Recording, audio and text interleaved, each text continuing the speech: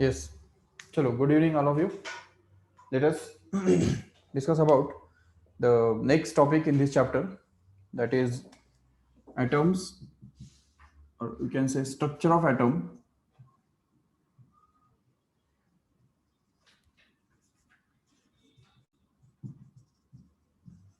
and nuclei. Yes. So इसमें हमने कल कुछ theories देखे थे, है कि नहीं? We have seen about some theories of the atom. ठीक है ना? सबसे पहला हमने डाल्टन्स एटॉमिक थ्योरी देखा. उसके बाद जो उसके जो ड्रॉबैक्स है वो ओवरकम करने के लिए जो थियरी प्रपोज करना पड़ा, that is the Thomson's atomic model. लेकिन उसके अंदर भी जो ड्रॉबैक्स आए उसको ओवरकम करने के लिए तीसरा थियरी सामने आया, रुदरफोर्ड्स एटॉमिक मॉडल. और उसको फिर और उसके अंदर जो ड्रॉबैक्स आते हैं तो वो ओवरकम करने के लिए चौथा थियरी जो बोर्स एटॉमिक मॉडल. तो उसके बारे में हमको आज डिटेल में डिस्कस करना है. तो अभी बोर्स एटॉमिक मॉडल क्या कहता है और उसके अंदर क्या पॉस्टुलेट्स है तो वो हमको समझना है अच्छी तरह से. बट इसमें एक बात याद रखो ठीक से कि बोर्स एटॉमिक मॉडल प्रपोज करने का रीजन क्या था, what were the drawbacks in the Rutherford's atomic model. ठीक है ना, for which we have to bore have to consider और propose the separate theory for that. तो वो तीन ड्रॉबैक्स मैंने बताए थे इसके अंदर रुदरफोर्ड्स एटॉमिक मॉडल के अंदर तीन ड्रॉबैक्स बताए थे. सबसे पहला ड्रॉबैक ये है कि अगर रुदरफोर्ड कहता है कि electron revolves in a circular orbit, that means the electron's motion will be an accelerated one, and every accelerated charged particle always emits the electromagnetic waves, and according to that the electron must emit the electromagnetic waves. And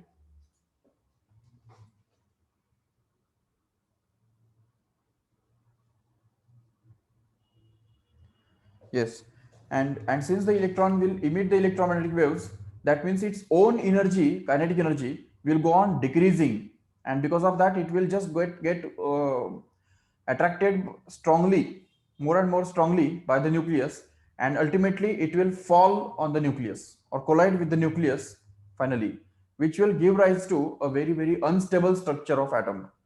ठीक है, that means the atom is unstable, ये उसमें से हमको पता चलेगा, which is not true. Already we know that atom is the most stable state, right? And that's why we can say that this structure is some drawbacks must be there. सबसे पहला ये drawback है. दूसरा drawback हमने ये देखा था कि अगर इलेक्ट्रॉन इस तरह से स्पाइरल पाथ में घूमता है तो it can emit all the waves as a spectrum. तो स्पेक्ट्रम के अंदर हमको सभी वेवलेंथ्स मिलने चाहिए, सभी wavelengths, all colours should be present in the spectrum obtained by element, but that is not true again. ठीक है ना, the experimental observations have proved that the spectrum emitted by the elements के द्वारा मिला हुआ जो स्पेक्ट्रम है तो उसके अंदर शार्प लाइंस होते हैं, sharp lines means that means there are selected colors or selected wavelengths present there in the spectrum of any element, which cannot be explained on the basis of this Rutherford's atomic model. Okay, तो ये एक चीज है. तो और इसके चलते फिर हमको बोर्स एटॉमिक मॉडल जो है वो हमको सीखना पड़ेगा. So basically bourse atomic model is based only on the three postulates. Remember, तीन पॉस्टुलेट्स के बेसिस पे बोर ने अपना एटॉमिक मॉडल सामने रखा था, जिसमें इसको हम एक एक करके देखेंगे फटाफट. सबसे पहला जो पॉस्टुलेट है, Bohr's first postulate, which tells us simply that whenever the electron is revolving around the nucleus, okay, अगर ये पास ये सपोज न्यूक्लियस है और ये सपोज इलेक्ट्रॉन इस सर्कुलर ऑर्बिट में घूम रहा है, so even if this electron is revolving, what happens is electron carries a negative charge, correct है, and this proton carries a positive charge, and hence there is a attraction between this electron and nucleus. So since the nucleus is positively charged, electron is negatively charged, there is a force of attraction between these two. The electron is attracted very strongly by the nucleus towards the center, and because of that that force, the force of attraction between the positive charged nucleus and negative charged electron, it acts as a centripetal force. ये जो attractive force है, ये attractive force ही एक तरह से इस electron के घूमने के लिए जरूरी रहने वाला सेंट्रीफ्यूगल फोर्स बनता है. ठीक है ना, क्योंकि हमने ऑलरेडी सर्कुलर मोशन के अंदर ये देखा है कि every circular motion requires a centripetal force. For example, if we are going to revolve a stone with the help of a string, then that string need to be strong enough so that it will not break and the stone can successfully perform the circular motion along the circumference of the circle. Even the moon, when it revolves around the sun or earth, it requires the gravitational force to be acting as a centripetal force, in the absence of which circular motion is not possible. Even all the planets revolve around the sun because of the same gravitational force which acts as a centripetal force. So whenever circular motion takes place, there is some force which acts as a centripetal force in every case. Okay, so such a centripetal force uh, is nothing but the force of attraction between this positively charged nucleus and negatively charged electron here. और जैसे कि मैंने last time भी बताया था कि hydrogen sorry the Bohr's atomic model is specially applied for hydrogen atom only. ठीक है, हाइड्रोजन एटम के लिए बोर ने ये हाइड्रोजन एटम का जो बोर्स एटॉमिक मॉडल जो है वो बनाया था. इसीलिए Bohr's atomic model can be applied only in case when there is only one electron in the shell. ठीक है, जिसके शेल में सिर्फ एक ही इलेक्ट्रॉन होता है उसके ऊपर ही बोर्स एटॉमिक मॉडल वैलिड है. Otherwise if a second electron enters into the same shell then Bohr's atomic model just fails to hold. Remember, अगर दो इलेक्ट्रॉन्स आ जाते हैं तो इसमें बोर्स एटॉमिक मॉडल जो है वो यहाँ पे हम अप्लाई नहीं कर सकते हैं. बोर्स एटॉमिक मॉडल जितना भी हम आगे स्टडी करेंगे बोर्स एटॉमिक मॉडल के अंदर, वो सिर्फ और सिर्फ तभी वैलिड होगा जब यहाँ पे एक सेंटर में कोई तो भी पॉजिटिव चार्ज हो और एक घूमने वाला चार्ज हो. ठीक है, एक ही होना चाहिए. ठीक है, घूमने वाला चार्ज एक ही होना चाहिए, दो नहीं होने चाहिए. तो for which elements the Bohr's atomic model is applicable, we can see in short. तो सबसे पहले hydrogen, because we know that hydrogen के अंदर एक न्यूक्लियस होता है जिसके अंदर एक प्रोटॉन होता है और एक इलेक्ट्रॉन होता है जो घूम रहा होता है. ठीक है, एक इलेक्ट्रॉन और एक प्रोटॉन, बस, बाकी कुछ भी नहीं होता है उसके अंदर, नो डाउट. और यहाँ पे भी एक ही प्रोटॉन होता है. न्यूट्रॉन कितने भी हो उससे कोई फर्क नहीं पड़ता एक्चुअली, प्रोटॉन के ऊपर नंबर के ऊपर चार्ज डिपेंड करता है. इसलिए यहाँ पे एक पॉजिटिव चार्ज और एक नेगेटिव चार्ज रहने वाला है, नो डाउट. अभी अगर हेलियम की बात करते हैं, देखो ठीक से, हेलियम, तो हम जानते हैं कि हेलियम के यहाँ पे सेंटर में दो प्रोटॉन्स होते हैं, राइट, दो प्रोटॉन्स. और इस शेल के अंदर, फर्स्ट शेल के अंदर एक्चुअली दो इलेक्ट्रॉन्स भी तो होते हैं, बराबर, दो इलेक्ट्रॉन्स होते हैं, no doubt. But if somehow this one of the electron is just lost, अगर एक इलेक्ट्रॉन चला गया और एक ही इलेक्ट्रॉन बचा, ये देखो, ये एक इलेक्ट्रॉन घूम रहा है यहाँ पे सर्कुलर ऑर्बिट में और दूसरा इलेक्ट्रॉन लॉस हो गया, हेलियम ने उसको खो दिया. So when this helium will just lose one electron, it will be called helium ion. Correct है, उसको हम बोलेंगे helium ion. And this helium ion will be represented by He plus, just because of the absence of this second electron here. And this system or this situation is also very much similar to this one only, because there is only one nucleus and one electron which is revolving around it. If second electron is also there, then this hydrogen model or boron model will not be applicable here, remember. And that's why this helium ion is the second element on which the Bohr model can be applied. And the third one is about lithium. We already know that lithium has 3 protons connected at the center, okay, which constitute 3 positive charge at the nucleus. And in the first shell there are only 2 electrons, and suppose in the second shell there is 1 electron. But once this is called as lithium atom, okay, इसको हम बोलेंगे lithium atom, no doubt. लेकिन अब अगर suppose किसी भी तरह से anyhow, if suppose these 2 electrons get lost from this helium atom, तो इस helium atom में से अगर 2 इलेक्ट्रॉन्स अगर लूज हो जाते हैं, मींस अगर हीलियम जो है वो 2 इलेक्ट्रॉन्स किसी को भी दे देता है, तो उसके लास्ट शेल में कितना रहेगा, एक ही इलेक्ट्रॉन रहेगा ही नहीं. So when 1 electron will be there in the outermost shell and 1 nucleus will be there at the center, then it will be called as a helium double ion, okay, lithium plus plus ion. So this lithium doubly charged ion is also an example of the same situation, where there is one center which is positively charged and there is one single particle which is going to be negatively charged, and it is going to revolve around the nucleus. but the difference here is that in case of this helium ion, the value of Z is going to be 2. Z मतलब क्या? Atomic number. Remember, the atomic number of helium is going to be 2, just because there are 2 charges at the nucleus. And the helium hydrogen के लिए अगर देखेंगे तो Z का number कितना है? 1. Atomic number of this hydrogen is 1. And at the same time, if we concentrate on lithium, then the Z value is going to be 3. Okay. But if we consider beryllium, the beryllium, yeah, boron, yeah, nitrogen and carbon and so on like that. So in that case, the losing of the remaining electrons would not be easily possible.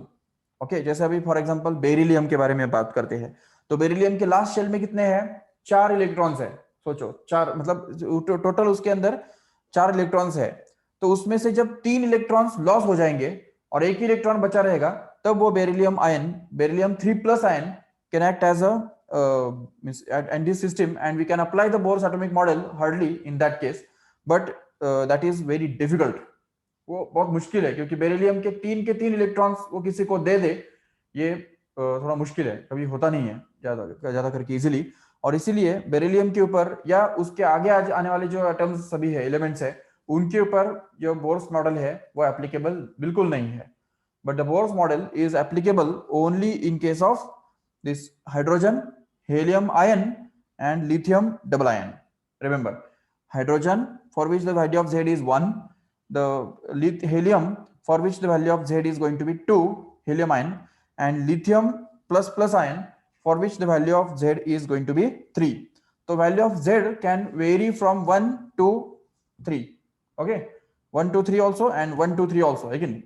So accordingly, this is the value of Z you have to understand here. In this whole chapter, wherever you see Z, that Z can be only either 1, 2 or it may be 3. Okay, not more than that. Because Bohr model itself is not applicable for the values of Z greater than 3. Remember. And that's why this whole Bohr atomic model is applicable only in case of hydrogen atom, helium single ion, positive ion, and the lithium double ion. Okay, now we'll just talk about what is the Bohr's first postulate tells us. See, if suppose there is a nucleus which contains suppose some protons, suppose Z protons are there, so what will be the charge on this whole nucleus? It will be Z times of E, and one electron is suppose revolving in the circular orbit in this way here. तो ये circular orbit में ये suppose घूम रहा है electron, जिसके ऊपर charge कितना है? E. तो there will be a force of attraction between this negative charge electron and positive charge nucleus, and because of that this electron will experience a force F towards the center, and this force will act as a centripetal force which is necessary for the circular motion of this electron. So what is the first postulate tells us? It simply tells us that the centripetal force necessary for the circular motion of the electron around the nucleus is provided by the force of attraction, attractive force of or force of attraction between the positively charged nucleus and negatively charged electron. Okay, so this force will be provided by the electrostatic force, we can say. So centripetal force is equal to electrostatic force. This is the basic condition which can be the simplest or mathematical form of the Bohr's atomic model, first postulate. Okay, first postulate of Bohr's atomic model. So I will repeat again. What is Bohr's first postulate? It tells us simply that the centripetal force which is necessary for the circular motion of the electron is provided by the attractive force between the positively charged center or nucleus and negatively charged electron. It's very simple. Okay. Or we can also say that the force of attraction between positively charged nucleus and negatively charged electron acts as a centripetal force which is necessary for the circular motion of an electron. Okay, it's one and the same thing. Yes, and the second thing is that देखो, अच्छा अभी इसमें भी एक बात देख सकते हो कि इसका मैथमेटिकल फॉर्मुलेशन कैसा होगा. देखो, सेंट्रीपिटल फोर्स का फॉर्मूला क्या है हमारे पास? Already we know that is mv² upon r. This is the mathematical formula for centripetal force, right? and this should be actually equal to the electrostatic force between these two charged particles.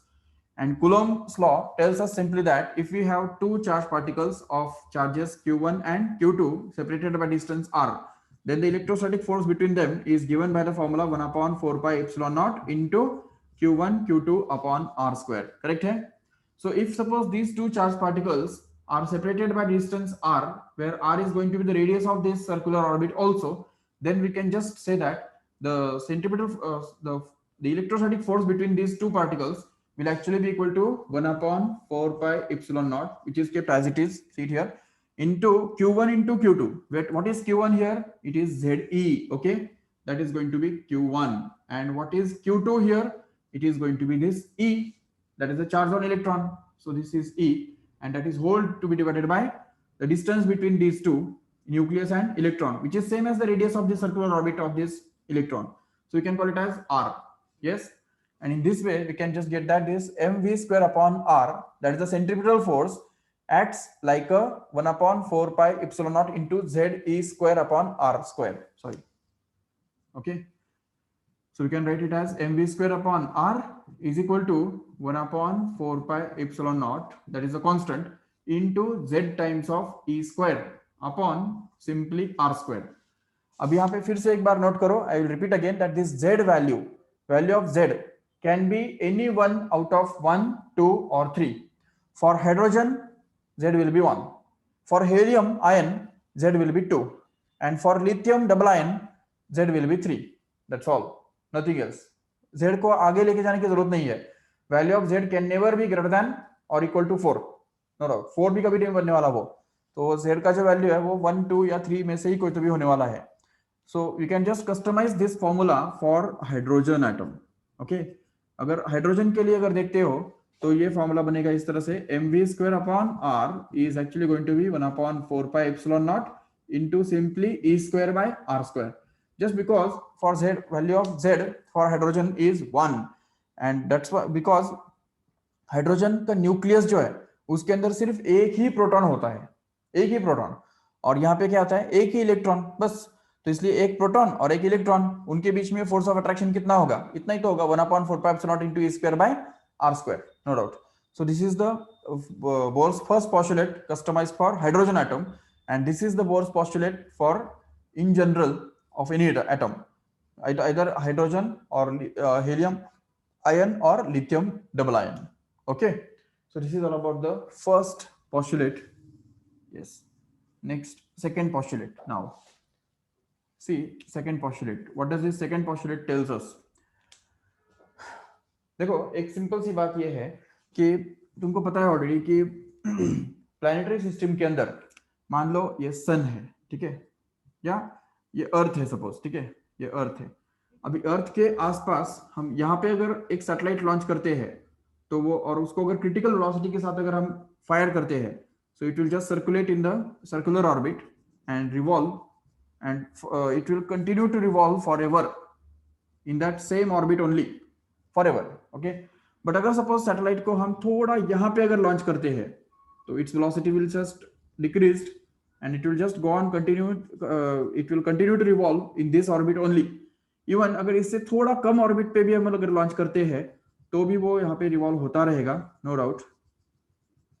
Yes, so that means if suppose we consider this orbit as r, okay, and suppose this orbit is slightly less than that r, we can call it as r minus delta r. Okay, and we can just call this outer orbit to be simply, which is slightly greater than this r, can be supposed to be r plus delta r. Okay, तो यहाँ पे हम देख सकते हैं कि कौन से भी ऑर्बिट के अंदर ये किसी भी सैटेलाइट को लॉन्च करना पॉसिबल है. We can launch the satellite at any orbit here, either r or r minus delta r or r plus delta r. Accordingly, we will have to set up the velocity, critical velocity for that orbit. तो जिस orbit में हमको उसको launch करना है उस orbit के लिए एक रिजर्व्ड वेलोसिटी होता है, वो वेलोसिटी के साथ ही उसको हमको लॉन्च करना होता है, जिसकी वजह से वो उस ऑर्बिट के अंदर सर्कुलर ऑर्बिट में घूम पाएगा. Otherwise it will not revolve in the circular orbit, it will change its orbit, either elliptical और इलिप्टिकल ऑर्बिट में वो घूमेगा अकॉर्डिंगली. तो ये होता है प्लैनेटरी मोशन के अंदर, प्लैनेटरी. ओके लेकिन अगर इलेक्ट्रॉन के बारे में अगर बात करते हैं, यहाँ पे जो बोर्स का एटॉमिक मॉडल के बारे में अगर बात करते हैं, तो suppose this is the nucleus which is positively charged. Now it may be nucleus of any helium, lithium or hydrogen, no doubt. But now suppose that this is the first orbit where the electron can revolve. Okay, अभी अगर हम देखेंगे कि इसके थोड़ा अंदर, अगर यहाँ पे थोड़ा अगर रेडियस उसका कम करेंगे, इसका रेडियस मान लो r है, ठीक है. अभी इसका रेडियस अगर थोड़ा कम कर देंगे तो electron can not revolve in that radius. Even अगर रेडियस थोड़ा ज्यादा कर देंगे, यहाँ पे r प्लस डेल्टा r इतना रेडियस अगर देखेंगे, electron cannot revolve in that radius. Electron can revolve only this in this radius where its angular momentum, okay, it becomes integral multiple of h by 2 pi. Okay, h by 2 pi के multiple में जब उसका angular momentum बनेगा तभी वो यहाँ उसी orbit में वो रिवॉल्व कर पाएगा. If we just go on moving away from the nucleus, then if suppose this angular momentum becomes equal to h by 2 pi. Suppose ये न्यूक्लियस है और न्यूक्लियस से हम दूर जा रहे हैं, ठीक है, ये इस तरह से अलग अलग डिस्टेंस पे हम जा रहे हैं. तो whenever this angular momentum will become equal to h by 2 pi for first time, then that will be called as the first orbit of the electron, where the electron can revolve without emitting any radiations. Otherwise electron will have to emit the electromagnetic waves, which will cause its spiral path to follow, and it will just collide on the nucleus, and that's why the revolution or a stable circular orbit will not be possible. Okay, so in order to have this stable circular orbit possible, it is the condition here is that the angular momentum of that revolving electron must be exactly either h by 2 pi or it may be 2 times of h by 2 pi. मतलब इस h by 2 pi का double जब बनेगा angular momentum तभी भी चलेगा. तो that will be called as the second orbit. ये देखो ये हो गया सेकंड ऑर्बिट. तो इसके लिए हम बोल सकते हैं n इक्वल टू 2 हो गया, इसके लिए n इक्वल टू 1. बट अभी यहाँ पे n इक्वल टू 1 और n इक्वल टू 2, इनके बीच में ऐसा कोई दूसरा ऑर्बिट नहीं रहेगा जहां पे इलेक्ट्रॉन घूम सकता है.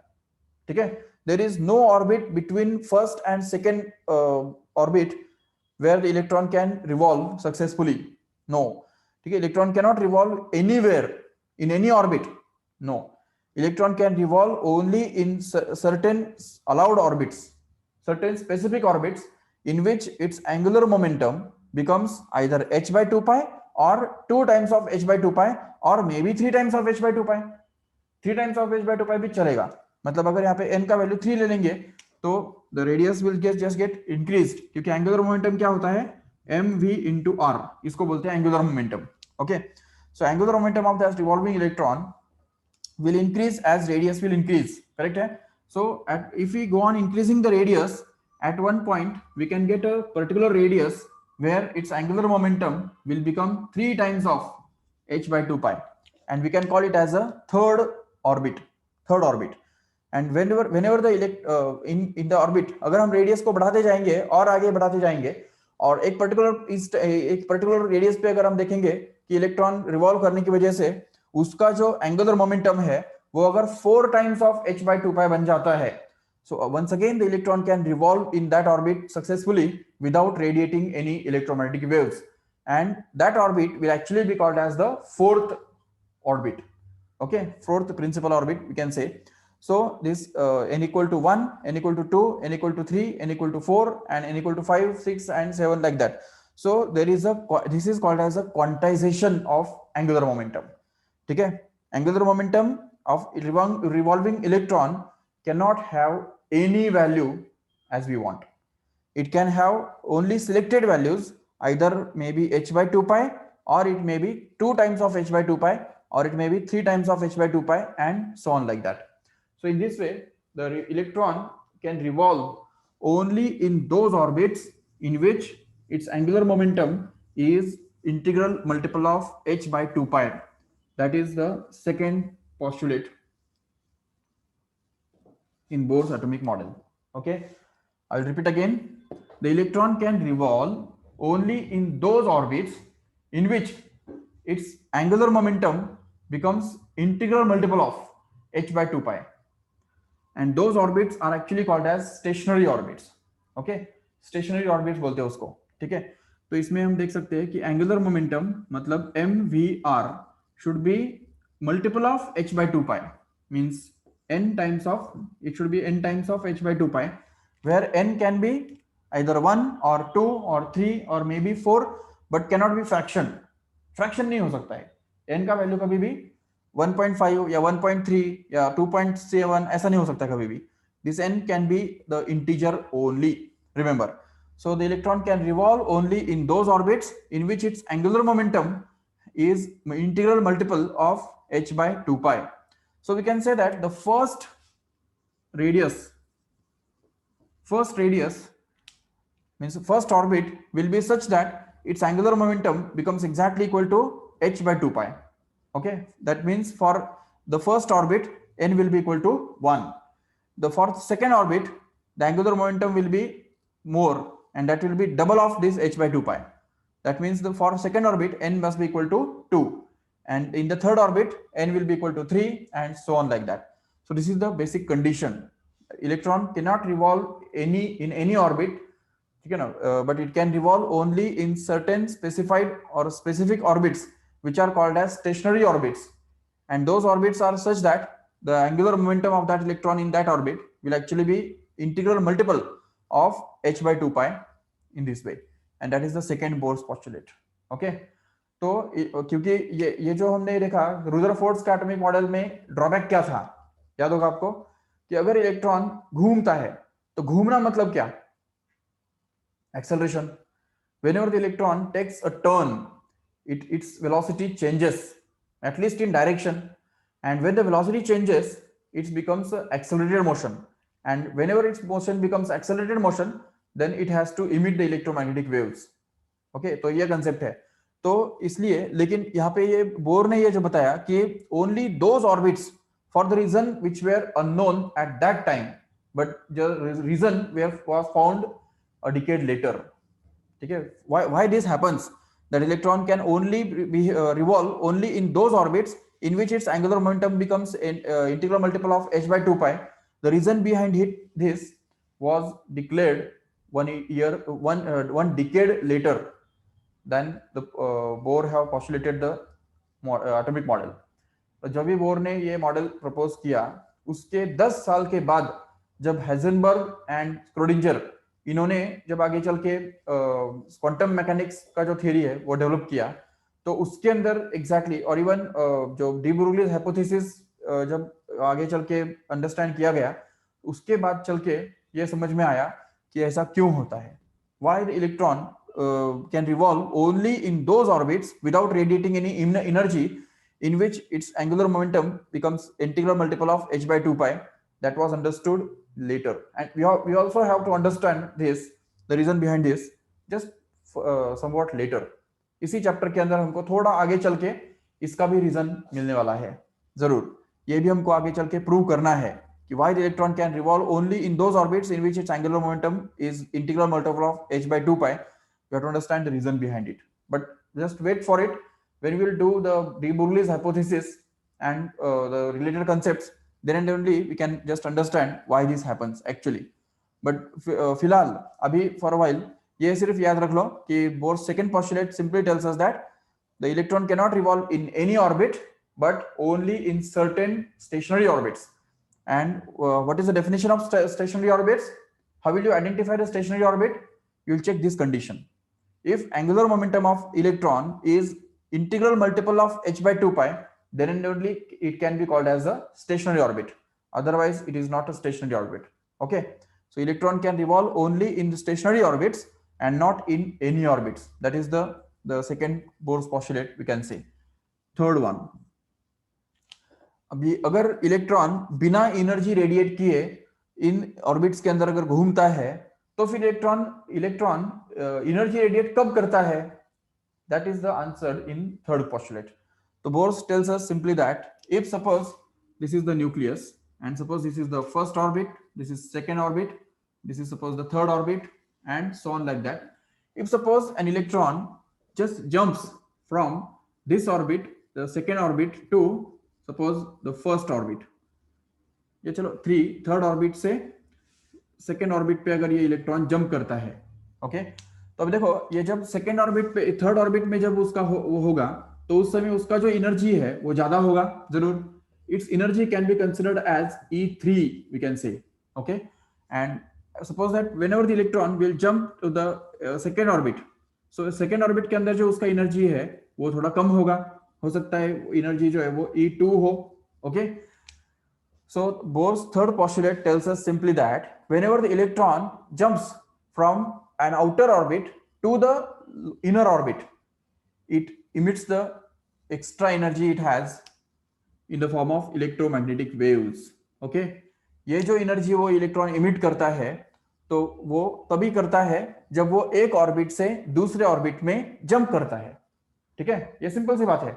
Whenever the electron will jump from outer orbit to inner orbit, then and then only the electron will emit the energy in the form of electromagnetic waves. And उससे भी आगे जाके this can be said that the whatever amount of energy is emitted by the electron will be exactly equal to the difference of the energies of the electron in these two orbits. मतलब यहाँ पे जितना भी energy electron ने emit किया तो उसको अगर हम सपोज मान लेते हैं एच न्यू. एच न्यू क्यों? क्योंकि every radiation is not emitted continuously but it is emitted in the form of packets. Already we have seen it in the Planck's quantum theory. So if suppose the electron emits the energy one pulse of h nu, then this h nu will be exactly equal to the difference of E3 and E2. So in this case here we can say that whatever amount of energy is emitted by the electron will be exactly equal to the difference of E3 and E2 here in this way. Getting it? So the energy emitted by the electron is exactly equal to the difference of the energies of that electron in those two orbits here.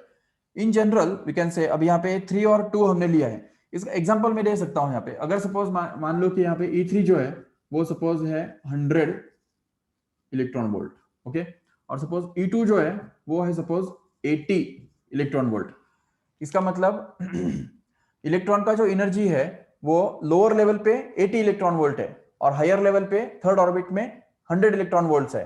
तो जब ये electron यहाँ से third orbit से second orbit में jump करेगा तो एक पल्स इमिट करेगा, एक इलेक्ट्रोमैग्नेटिक वेव्स का एक पल्स इमिट करेगा और वो पल्स का एनर्जी पता है कितना होगा? How much will be the energy of that pulse? 20 electron volt. Obviously because 100 electron volt उसके पास ऑलरेडी था और वो जंप करने जा रहा है जहां पे एनर्जी 80 इलेक्ट्रॉन वोल्ट्स है, तो उसके चलते उसको जरूर 20 इलेक्ट्रॉन वोल्ट देना पड़ेगा, इमिट करना पड़ेगा. तो whatever pulse it will emit will have the energy which is exactly equal to the difference of this 100 and 80. That's all. That is the Bohr's third postulate simply tells us. So in general if we अभी यहाँ पे third से second पे गिर रहा है, हो सकता है कि यहाँ पे वो पहले फोर्थ में हो और फिर फर्स्ट पे गिरे, या हो सकता है कि वो फिफ्थ में हो और फिर सेकंड पे गिर जाए, कुछ भी पॉसिबल है. तो transition, any transition is corresponding to a particular pulse. ठीक है, energy of the pulse, and that energy will depend on the difference of energy levels in between these two orbits. तो अगर यहाँ पे in general क्या हम बोल सकते हैं? Suppose the outer orbit is considered as M. Okay, M मतलब outer orbit है और inner orbit जो है तो उसको अगर हम consider करते हैं N, चलेगा ना? तो M और N ये दो लेटर्स याद रखो ठीक से. M is reserved for outer orbit and N is reserved for inner orbit. If suppose electron jumps from third orbit to second orbit, M is going to be 3, N is going to be 2. That's it. Okay. If the electron jumps from 10th orbit to 7th orbit, M is going to be 10, N is going to be 7. That's it. So in general, the energy of electron in mth orbit will be Em and energy of electron in nth orbit will be En. Okay. It may be anything. So here suppose the energy is Em and the energy here is going to be En. Then what can we say? According to the Bohr's third postulate, simply we can say that the whenever the electron jumps from any outer orbit to the inner orbit, it emits the energy in the form of electromagnetic waves. And the energy of emitted photon, okay, energy of emitted photon is exactly equal to the difference of its energies in those two orbits. That means we can say Em minus En is actually going to be h nu, where h nu stands for the energy of that photon emitted, right? And em stands for the energy of electron in mth orbit, which is outer one, and en stands for the energy of electron in this nth orbit, which is the lower orbit. Here we can say that this m is obviously greater than n. Yes, so I will repeat again. What does the Bohr's third postulate tells us is simply that whenever the electron jumps from outer orbit to the lower orbit, it emits the energy in the form of electromagnetic waves or in the form of a photon. And moreover, the energy of that photon emitted is exactly equal to the difference of the energy of electron in those two orbits. Okay, तो outer orbit में जो energy उसका है और lower orbit में जो energy उसका है, इन दोनों का अगर डिफरेंस निकालो तो हमको क्या मिलेगा? Energy that has to be emitted, okay, in the form of photon. So these are the three postulates which this whole Bohr's atomic model is based on, remember. So according to Bohr's atomic model, we can just calculate the radius of Bohr orbit, nth Bohr orbit, and even we can find out the velocity of the Bohr orbit, velocity of electron in Bohr orbit, and also we can find out the expression for the wavelength of the photon emitted here, or even we can find out the expression for energy also, energy of electron in any nth orbit. Okay, so let us try to see some derivations based on this. Okay, so अभी इस derivations जो हम derive करेंगे यहाँ पे, उनके लिए आपको ये तीन postulates जो है वो बिल्कुल ध्यान में रखने हैं, बिल्कुल यहाँ पे याद ही रखने हैं. देखो, फर्स्ट postulate क्या हमको बता रहा है कि the centripetal force is equal to the electrostatic force. That's simple. The second postulate tells us simply that the electron can revolve only in those orbits in which its angular momentum is the integral multiple of h by 2 pi. And the third Bohr postulate tells us simply that electron emits energy only when it jumps from outer orbit to lower orbit or inner orbit. And the energy of emitted photon is exactly equal to the difference of its energies in those two orbits. Okay, it's very simple. Now we will try to derive the expression for radius of nth orbit.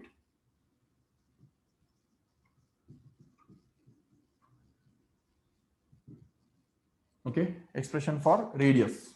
Yes, so सबसे पहले हमको क्या करना है? देखो, ये जो equation है बोर्स का फर्स्ट पोस्टुलेट जो है, तो वो हमको यहाँ पे कॉपी करना है.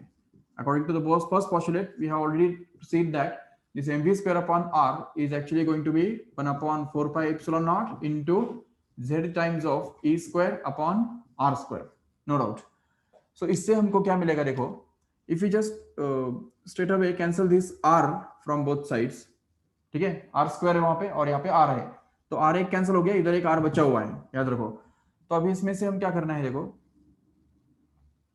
तो हमको मिलेगा v square का वैल्यू, करेक्ट है, v square. If we just transfer this m in the denominator in the other side, then we can just be able to get that z into e square upon 4 pi epsilon naught into m into r, correct है. ये r इधर से बचा हुआ और ये m नीचे गया, ठीक है. अभी v square का वैल्यू हमको इसमें से तो चलो मिल गया, बट अभी सेकेंड पोस्टुलेट देखो क्या है. What is the second postulate? From the second postulate we can see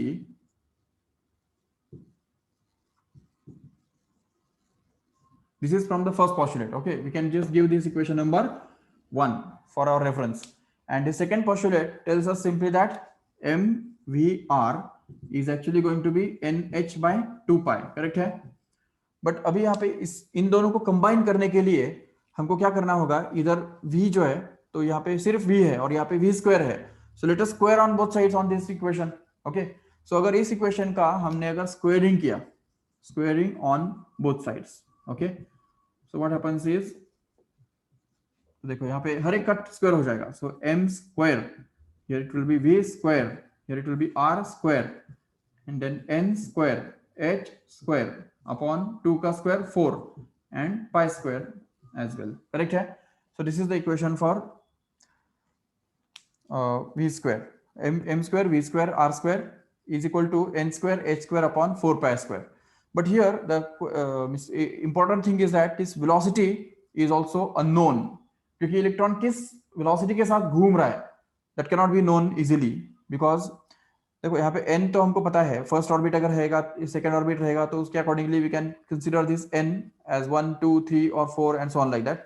h is already the constant, which is Planck constant, and m is also constant, mass of electron, no doubt, and even epsilon naught, ये z, ये सब constants है except this r and v. Okay, v and r are the only variables in these two equations, right? So that means we have these two equations and two variables, right? ये दो equations हमारे पास है और दो variables है. Variables कौन है? v and r. ये देखो यहाँ पे v और इधर भी r, करेक्ट है.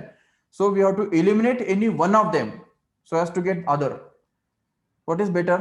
देखो यहाँ पे v square दिख रहा है, यहाँ पे भी v square दिख रहा है. So let us try to eliminate v so that we can get r. Okay? तो रेडियस मिलने के लिए हमको क्या करना है, क्योंकि हमका हमारा एम ही क्या है, we have to find out the expression for radius. So in order to find out the radius, we will have to eliminate v square from both of these equations. तो या तो v square का value उठा के यहाँ पे रख दो, या तो v square का वैल्यू इसमें से निकाल के दोनों को इक्वेट करो. चलो वैसे ही करेंगे, ठीक है. ये सपोज ये इक्वेशन 2 को हम ऐसा लिखते हैं, v square is equal to n square h square upon ये m नीचे गया, r स्क्वायर नीचे गया, जिससे हमको मिल रहा है 4 pi square into m square into r square. Okay, ये हमारा इक्वेशन नंबर 2 है, जिसमें हमको मिल रहा है v स्क्वायर का वैल्यू, और 1 में क्या मिल रहा है, वही मिल रहा है, v स्क्वायर का ही वैल्यू मिल रहा है. Both of these values of v square can be equated. Okay, अगर इन दोनों को हमने इक्वेट किया तो देखो क्या होगा.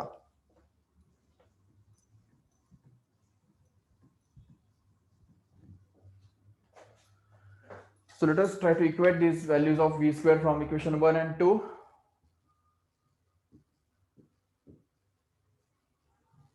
Yes, so we have that this z times of e square upon 4 pi epsilon naught m r, okay, which is going to be equal to, ये जो इक्वेशन नंबर 2 में से जो हमको v स्क्वायर का वैल्यू मिल रहा है, that is n square h square, in the denominator it is 4 pi square, it is m square, and here it is r square, correct है. Now just track for the similar terms. कौन से similar terms है वो देखो, एक बार check करो, so that we can cancel them out. First of all, this 4 pi will just get cancelled with this 4 pi, so that we can be left with this pi only here, correct है. One more thing is that this m will just get cancelled with this m square, leaving behind m, right? And even this r also gets cancelled with this r square, and r will be left as it is. Getting this? And then we can get the next step, which will be written as it is, that is z into e square upon, only epsilon naught is left in this right side, right? Left side, sorry. And here it will be n square h square upon, what is this here, pi into m into r. But what is our aim? Don't forget that radius of this Bohr orbit, this is the radius here.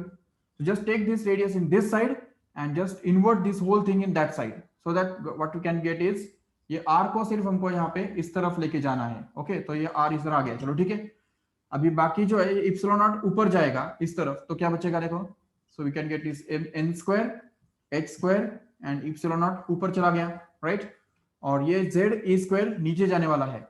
Already पाई और m यहाँ पे है नीचे, तो उसको हम लिख सकते हैं pi into m into e square, और ये z जो है वो भी नीचे जाने वाला है. So we can just write it as a z, right. Yes, so in this way we can get this as a final expression for the radius of the Bohr orbit. We can also write it as r is equal to h square epsilon naught into n square upon, this is z pi m e square. देखो learn करने के लिए कितना easy है कि नहीं. h square epsilon naught n square upon z times pi m e square, that's it. So this is the expression for radius of the Bohr orbit. But don't worry about this whole constant actually. अब देखो z जो है, z तो हमको पता है already, it can be 1 2 और may be 3 for hydrogen, helium ion and lithium double ion respectively. and this n can be the 1 2 3 4 depending upon which orbit is there. कौन सा ऑर्बिट है वो उसके ऊपर डिपेंड करता है. अगर सपोज हम हाइड्रोजन के बारे में बात करते हैं, okay, see for hydrogen. Hydrogen के लिए ये फॉर्मूला कैसे बनेगा बताओ. So you can write this formula for hydrogen like R is equal to h square epsilon naught upon Z is equal to 1 for hydrogen, right? So just no need to write it as, so pi m e square and that is multiplied with n square as it is, correct है. तो Z is 1 for hydrogen. तो suppose ये hydrogen atom का ये nucleus है, okay. अभी इसमें जो फर्स्ट ऑर्बिट है, फर्स्ट ऑर्बिट जिसके लिए r n इक्वल टू क्या होगा 1 होगा, right. So if we put is n equal to 1 here, then we can get the radius of first Bohr orbit. Okay, yes, suppose had nucleus, this is n equal to 1 and the radius of that Bohr orbit can be called as r1. Okay, r1. So how can we get this r1 here? R1 can be obtained by putting n equal to 1 in this equation, so that we can get r1 to be simply equal to h square epsilon naught upon pi m e square. This is r1. In the same way, we can just get r2 by putting n equal to 2 here in the same equation, so that we can get this r2, that is the radius of second Bohr orbit here. Okay, ये जो second orbit है उसका radius, उसको हम बोलेंगे r2, जिसके लिए हमको n equal to 2 पुट करने की जरूरत होगी इस इक्वेशन के अंदर, जिससे हमको ये मिलेगा simply this thing, whole thing as it is multiplied by n square, correct है. सॉरी 2 स्क्वायर मतलब कितना हो गया, वो 4 हो गया, राइट. जिसका मतलब यह है कि यहाँ पे इस ब्रैकेट के अंदर जो आने वाला है तो वो तो r1 ही है ना. So you can just write it as r1 simply, correct है. इसको हमने r1 बोल दिया, तो इसलिए फिर r2 will actually be equal to 4 times of r1. ये हम बोल सकते हैं r2 is going to be 4 times of r1. In the same way, if you want to find out the radius of third Bohr orbit here, r3 अगर हमको निकालना है तो n इक्वल टू 3 डालना पड़ेगा इधर. Yes, so if we just put this n equal to 3 in this equation here, then we can be able to get this r3, where this constant will be once again the same thing, that is r1 here, and that is to be multiplied with this 3 square, where 3 square happens to be 9, and hence you can just get this r3 to be simply equal to 9 times of r1. And in the same way, we can just continue and say that for hydrogen atom, we can get that Rn in general is going to be R1 into n square. That's it. देखो, Rn is equal to R1 into n square. And the most important thing here is to understand is that R1, that means the radius of first orbit of Bohr atom or hydrogen atom, is obtained by this h square epsilon naught upon pi m e square. If we put all these values here, क्योंकि h का value तुमको पता है already 6.63 into 10 raised to minus 34 हुआ करता है. Epsilon naught is also constant, whose value is almost about 8.85 into 10 raised to minus 12. Pi का तो 3.14 पता ही है तुमको.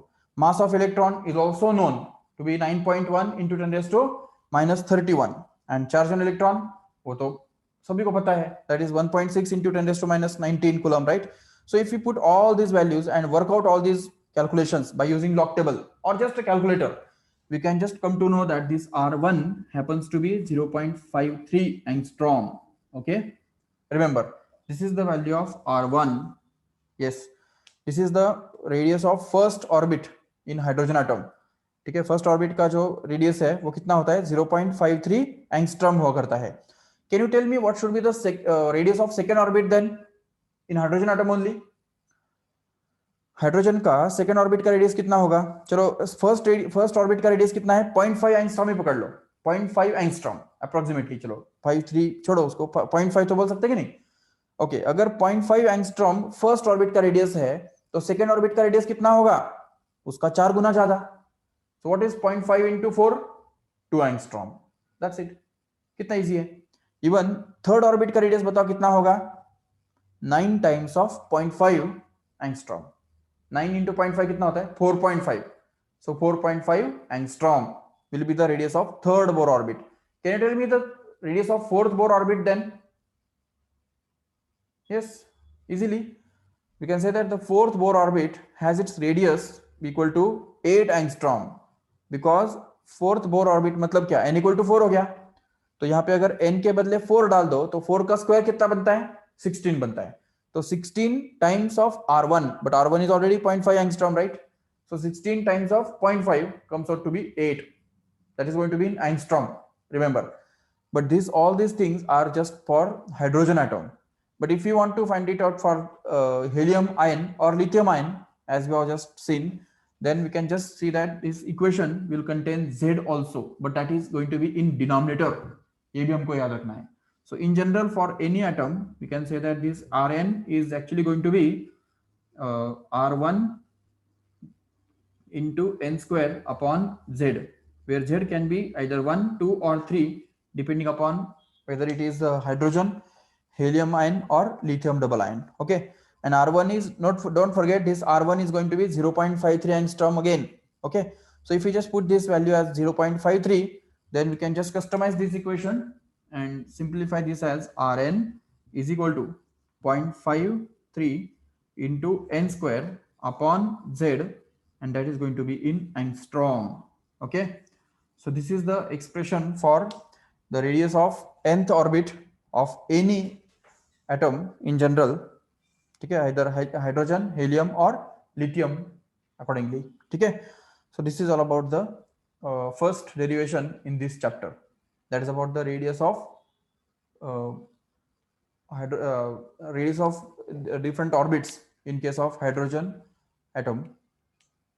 Yes, if you want to write or just take the screenshot,